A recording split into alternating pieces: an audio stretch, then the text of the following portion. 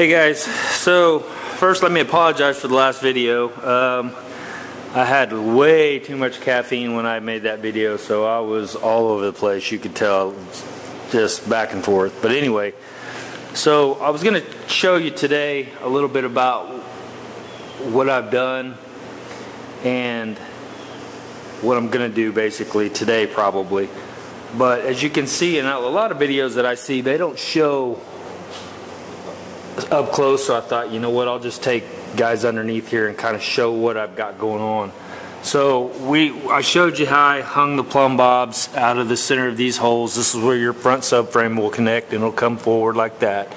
It also connects up here, and I'll try to be as steady as possible.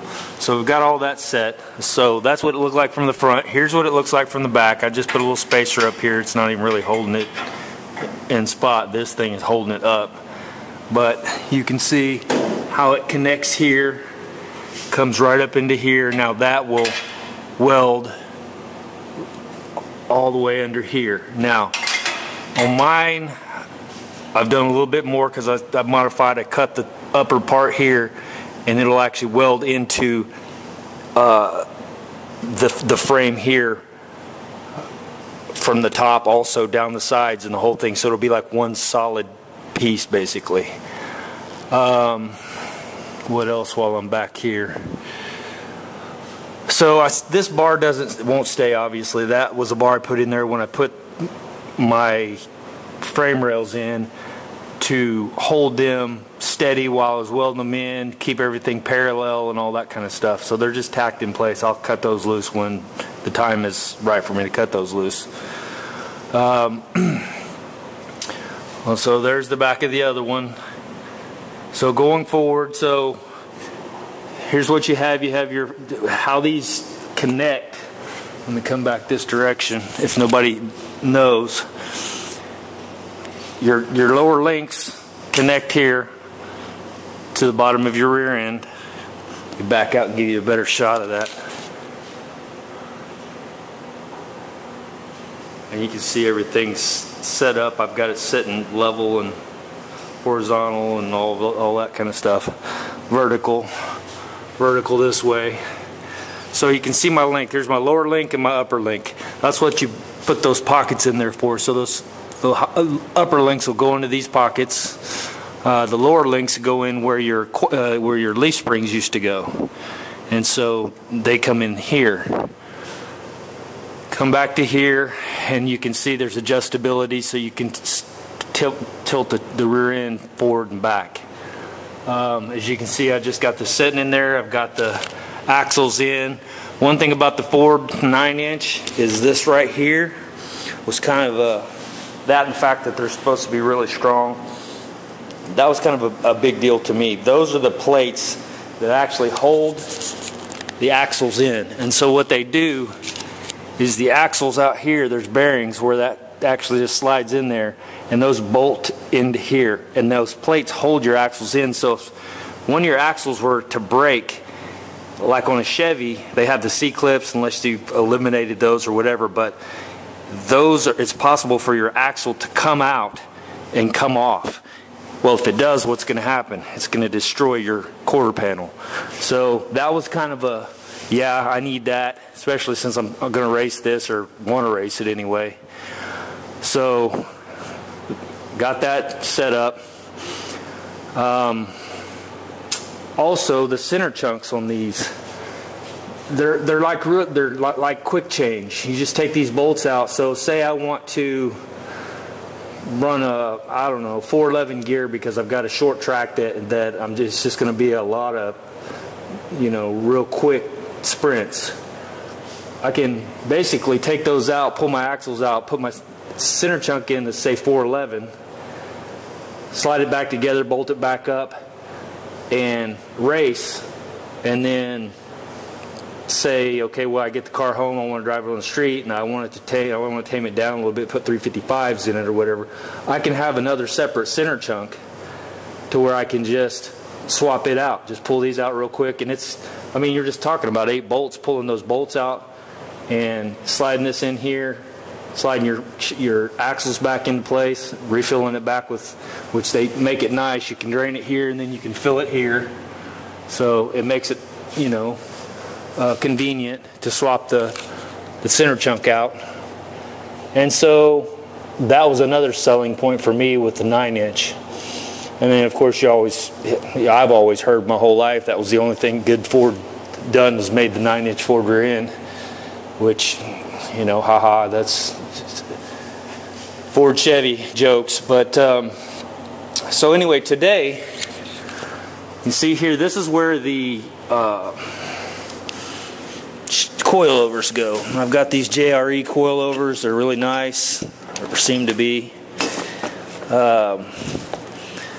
And so I'm going to install them. Well, to do that, I have to put these, I have to weld these brackets up into that box. So they'll go directly under here. They'll go up in there like that, and I'll have to weld that. So that's what I'm going to do today, is get those shocks set up and get those welded into place, because this is where everything is set up where it's going to be. So that's one less thing I'll have to deal with. So I'll be doing that today. And so yeah, I'm gonna put the camera down and get everything set up and get ready to do that. I got to clean. I'm gonna clean that up real good and get this ready. All right, see ya. All right, here's a tip that I just figured out. These right here have this little gap in them, and this little thing fits perfectly in that gap, which I didn't realize, so I was able to help me square that up better without having to try to hold it at an angle or whatever. So I'm sure these are readily available just about anywhere. But anyway, I've got it where I want it, and so I will mark it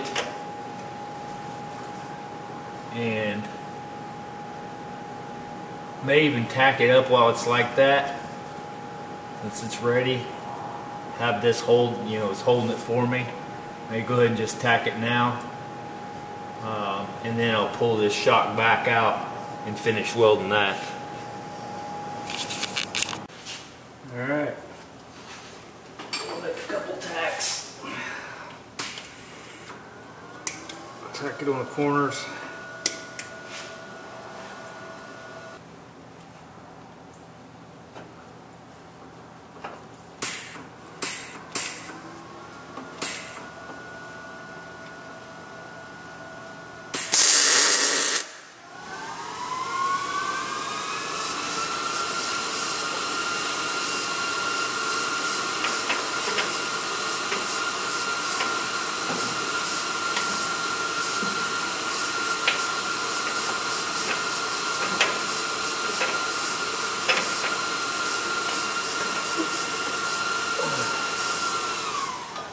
Kind of freaking hard to see up in there.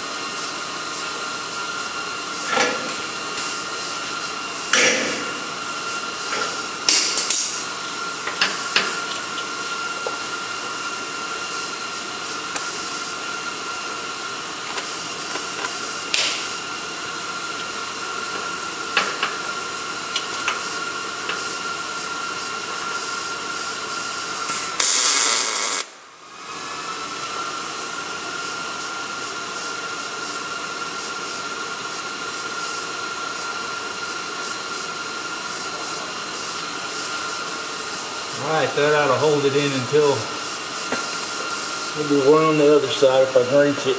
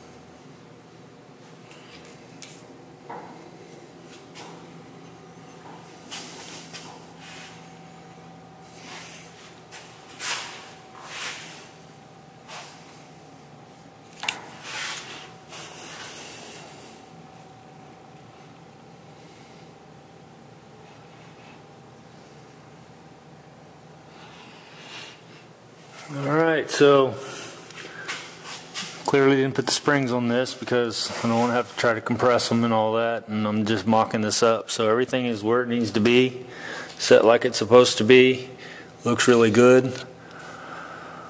So that's that. I've got these set up where they're supposed to be. I think I told you that before. So they're good to go. When the time comes to weld those in, which the time is not now, but when the time comes to weld those in, they're ready to go.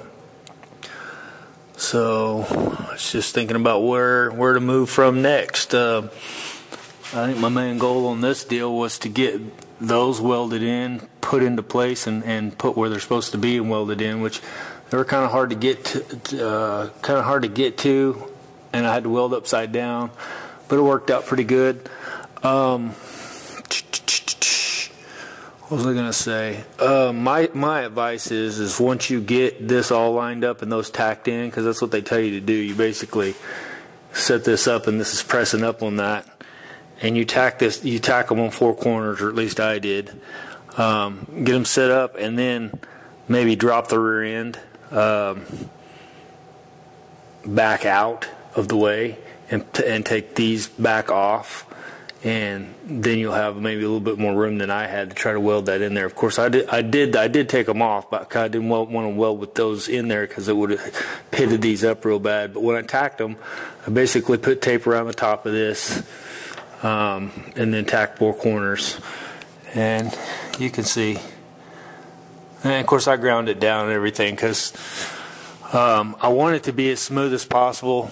That way, when I put whatever up there, depending on what coating or whatever, there's no pits that any moisture and stuff can get in, and hopefully my epoxy or whatever, which I'm pretty sure I'll epoxy this because you know how I love epoxy. But then over that, you know, there might be a coating too. I don't know. There's not really a reason to put another coating. That black epoxy that I have, if I put 3 coats of that on there, that stuff's pretty durable, and it's not going to be hitting the UV rays from the sun are not going to be hitting it, so you can leave that stuff, and it just looks like satin hot rod black. So that's probably what I'll do. And as a matter of fact, talking to the manufacturer of the epoxy, he suggests that, you know, in parts like this and underneath the car, you can leave that stuff and it's fine. And the good thing about that for me is if I leave that, say the whole bottom of this epoxy, and it gets rock chipped and stuff, then how hard is it just to scuff an area and re-epoxy it or whatever? I mean, it just makes sense to me. Which it will get rock chipped because I'm going to be driving the hell out of it. I'm going to be, you know, racing it and stuff like that, and tires will be grabbing and flinging rocks and stuff like that. So anyway, there's a shot of that. Kind of give you an idea what it looks like. There's not a whole lot of videos. This is a DSC quadralink setup. It's got JRI shocks. So if you want to know what they look like finalized, and I still have to figure out what I'm going to powder coat the rear end. I'm not sure what color. I'll probably go with this satin black to match everything else. I thought about going like the silver color like it is now, which looks pretty good. But I'm not real sure. That's kind of why I did this, set up in there to kind of get an idea. But not only that, just I needed to get those upper mounts in there. That was to kind of finish off this rear end. So, you know, tell me what you guys think. The springs here are black and silver, so that won't, you know, change anything.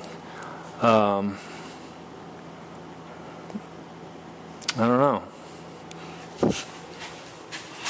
These things here are aluminum, so they're, you know, silver. But you won't see a whole lot. You'll just see all black under here for the most part. You know, you'll see a little shiny thing here, whatever. But